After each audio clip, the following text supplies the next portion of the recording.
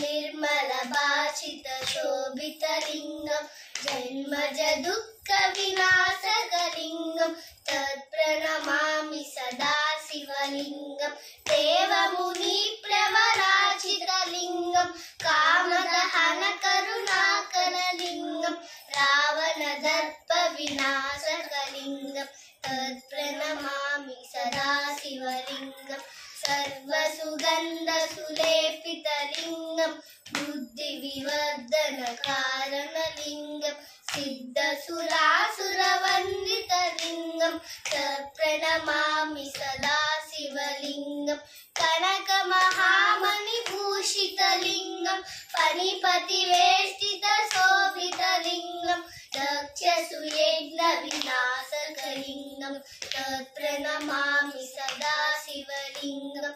कुङ्कुमचन्दनलेपितलिङ्गं पङ्कजहारसुशोभितलिङ्गं सञ्चितपापविनाशकलिङ्गं तत्प्रणमामि सदा शिवलिङ्गं देवगणार्चितसेवितलिङ्गं भावैर्भक्तिभिरेव च लिङ्गं दिनकरकोटिप्रभाकरलिङ्गं तत्प्रणमामि सदा शिवलिङ्गं सुरगुरुसुरवनपूजितलिङ्गं सुरवनपुष्पसदा शिवलिङ्गं परमपदं परमात्मकलिङ्गं तत्प्रणमामि सदा शिवलिङ्गं लिङ्गाष्टकमिदं पुण्यं यः पठेत् शिवसन्निधौ